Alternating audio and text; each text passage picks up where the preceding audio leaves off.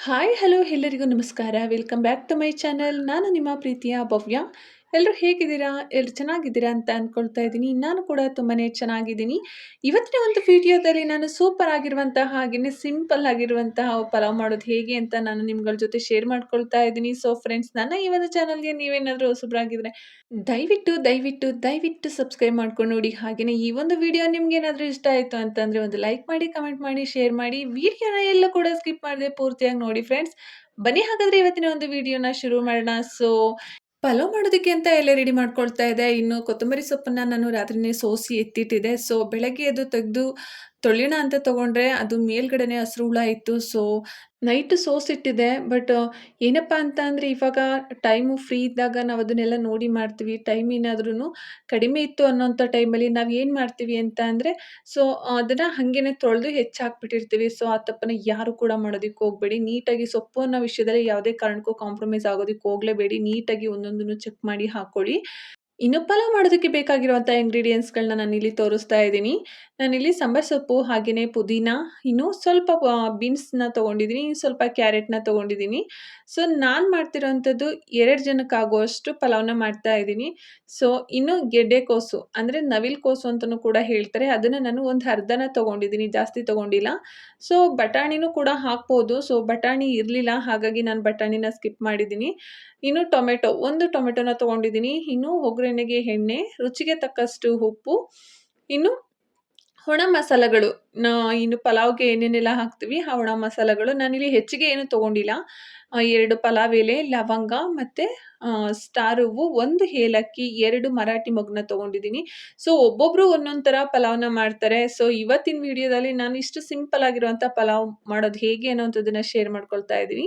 ಇನ್ನು ನಾನಿಲ್ಲಿ ಬೆಳ್ಳುಳ್ಳಿ ಮತ್ತು ಹಸಿ ಶುಂಠಿನ ತೊಗೊಂಡಿದ್ದೀನಿ. ಹಾಗೆಯೇ ಹಸಿಮೆಣಸಿನ್ಕಾಯಿ, ಒಂದು ತುಂಬ ದಪ್ಪನೂ ಇಲ್ಲ, ತುಂಬ ಸಣ್ಣನೂ ಇಲ್ಲ, ಮೀಡಿಯಮ್ ಸೈಜ್ದು ಒಂದು ಈರುಳ್ಳಿನ ಹೆಚ್ಚಿಟ್ಕೊಂಡಿದ್ದೀನಿ.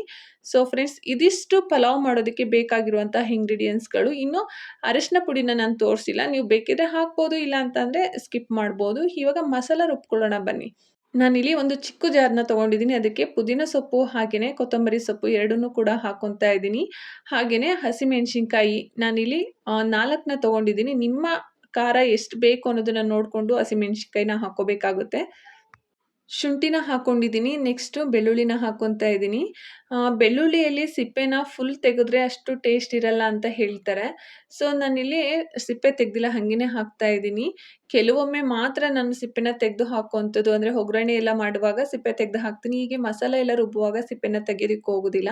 ಇವಾಗ ಇದಕ್ಕೆ ಸ್ವಲ್ಪ ನೀರನ್ನ ಹಾಕ್ಕೊಂಡು ಸಣ್ಣದಾಗಿ ರುಬ್ಕೊಳ್ಳೋಣ. ನೀವಿಲ್ಲಿ ನೋಡ್ತಾ ಇರ್ಬೋದು ಯಾವ ಹದಕ್ಕೆ ನಾನಿಲ್ಲಿ ರುಬ್ಕೊಂಡಿದ್ದೀನಿ ಅಂತ. ನೀರನ್ನ ಜಾಸ್ತಿ ಹಾಕ್ಕೊಳ್ಳೋದಕ್ಕೆ ಹೋಗಬೇಡಿ, ಸ್ವಲ್ಪನ ಹಾಕ್ಕೊಂಡು ರುಬ್ಕೋಬೇಕಾಗುತ್ತೆ. ಇನ್ನು ಪಲಾವ್‌ನ ಮಾಡೋದಕ್ಕೆ ನಾನಿಲ್ಲಿ ಒಂದು ಕುಕ್ಕರ್‌ನ ತೊಗೊಂಡಿದ್ದೀನಿ. ಸೊ ಇನ್ನು ನಾನು ಅಲ್ಲಿ ತೋರಿಸಿದಂಥ ಎಣ್ಣೆ ಸಾಕಾಗಲಿಲ್ಲ. ನಾನು ಇನ್ನೂ ಒಂದು ಸ್ವಲ್ಪ ಎಣ್ಣೆನ ಹಾಕ್ಕೊತಾ ಇದ್ದೀನಿ.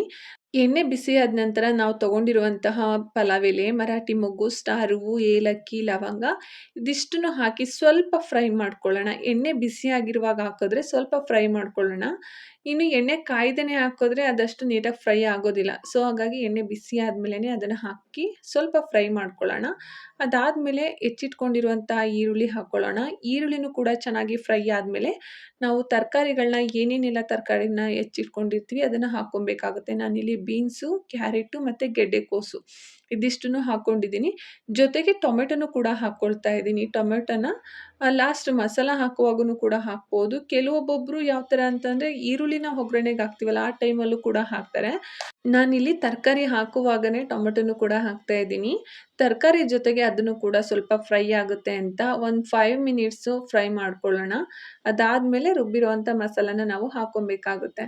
ನಾವು ಒಗ್ಗರಣೆಯಲ್ಲಿ ತರಕಾರಿನ ಒಂದು 5 ಮಿನಿಟ್ಸ್ ಬೇಯಿಸ್ಕೊಂಡ್ವಿ ಅಂತ ಅಂದರೆ, ಮಸಾಲ ಹಾಕಿದ್ಮೇಲೆ ಇನ್ನೊಂದು ಸ್ವಲ್ಪ ಬೇಯಿಸ್ಕೊಂಡ್ವಿ ಅಂತಂದರೆ, ಇನ್ನು ರೈಸ್‌ನ ಹಾಕಿ ವಿಷಲ್ ಹೊಡೆಸ್ಕೊಂಡ್ರೆ ತರಕಾರಿ ಮತ್ತು ರೈಸ್ 2 ಒಟ್ಟಿಗೆನೇ ಚೆನ್ನಾಗಿ ಬೆಂದಿರುತ್ತೆ.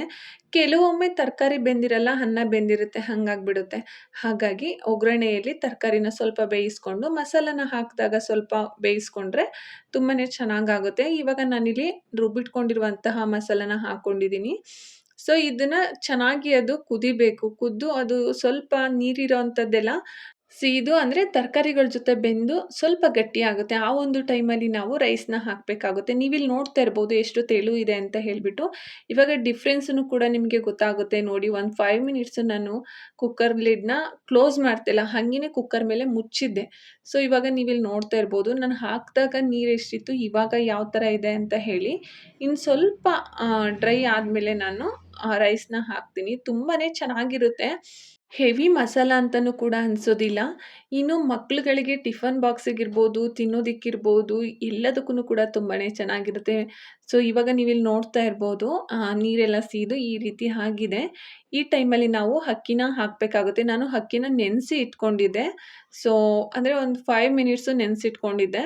ಮನೆ ಅಕ್ಕಿ ಆಗಿರೋದ್ರಿಂದ ಜಾಸ್ತಿ ಟೈಮ್ ನೆನೆಸಿಲ್ಲ ನಾನು. ಒಂದು 5 ನಿಮಿಷ ಅಷ್ಟೇ ನೆನೆಸಿಟ್ಕೊಂಡಿದ್ದೆ. ಸೊ, ಇವಾಗ ಆ ರೈಸ್‌ನ ಹಾಕಿ ನಾನು ಮಿಕ್ಸ್ ಮಾಡಿಬಿಟ್ಟು, ನಾನು ಯಾವ ಲೋಟದಲ್ಲಿ ಅಕ್ಕಿನ ತೊಗೊಂಡಿದ್ದೆ, ಅದೇ ಲೋಟದಲ್ಲಿ ನೀರನ್ನ ಹಾಕ್ಕೊತಾ ಇದ್ದೀನಿ. ಸೊ, ಇವಾಗ ನೀವಿಲ್ಲಿ ನೋಡ್ತಾ ಇರ್ಬೋದು ನಾನು ಎಷ್ಟು ಹಾಕ್ಕೊತಾ ಇದ್ದೀನಿ ಅಂತ.